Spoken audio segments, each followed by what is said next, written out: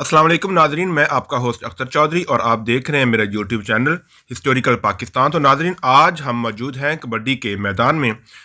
पंजाब में इन दिनों जहां इंतहाई शदीद सर्दी पड़ रही है और हर तरफ धुंध और यख बस्ता हवाओं का राज है, तो ऐसे वक्त में चक नंबर 4 1RA के बहादुर नौजवान अपना लहू गरमाने और सर्दी को शिकस्त देने के लिए खेल के मैदानों का रुख करते हैं। कबड्डी चूंकि सदियों से पंजाबियों का दिलपसंद खेल रहा है, तो इसीलिए इन सर्दियों में भी चक नंबर 4 1RA तहसील नालाकुर जिला ओकाड़ा में कबड्डी का मेला सजाया गया।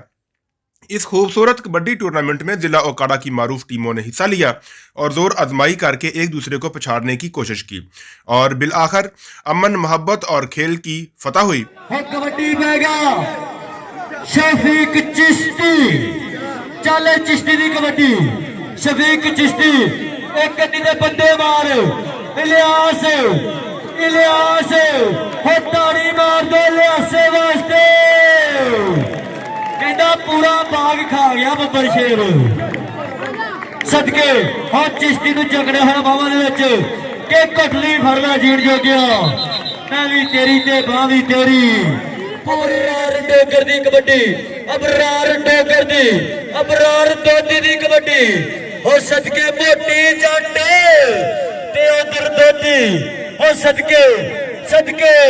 सदके के लक मेरे विच पीड़ उठी ते लोकी आखण चुक पौड़ जाया ते ना मुंडे ते मार करदे आ उधर रोसर जील ते राशन पट्टी ते बंदे मार, राशन पट्टी ते बंदे मार, हाँ बंदे मार, एक फैसला बाबा शकीला जट बंदे मारे, हाँ 4 आरती धरती दा जिंदाबाद कबड्डी आकिब दी, चले आकिब बब्बर शेरा पादे कबड्डी, और जफ्फी पै गई है, हसनैन लगे हसनैन शक्तिमान सदके सदके सदके के फस गई जान शिकंजी अंदर जो वेले दे विच गन्ना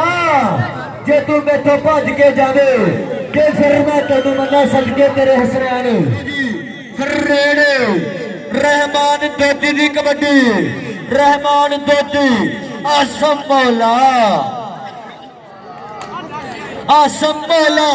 आसम मौला कहना no touch me I hate you. उधर कबड्डी दौड़ दी पैन जा रही है, चल डोर बाजे कबड्डी एक कदी दे लिया सकते आसम मौला सदके टक्कर है सरजील दे नाल, चल रहमान बब्बर शेरा पत्ती वाले दी धरती के भारी भरकम जुस्सा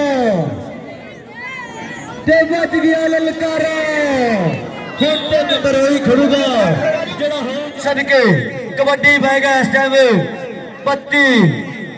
वाले दी धरती तो शफीक चिश्ती हो सदके रासर जील बंदे मार शफीक चिश्ती हो समा दसूगा शफीक चिश्ती तो बंदे मार हो बंदे मार हो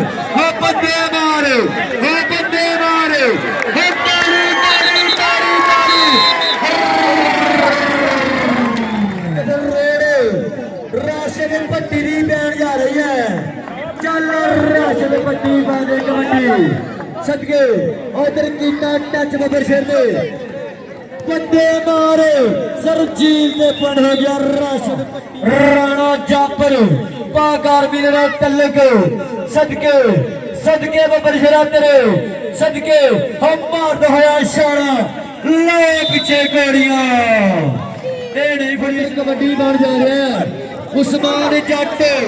उधर आसम मौला हो सदके उस्मान जट ते आसम मौला हो तारी मार दो आसम मौला वास्ते सदके उधर आसम उधर राशन पट्टी दी आसम राशन पट्टी दी आसम राशन पट्टी दी आसम राशन पट्टी दी आसम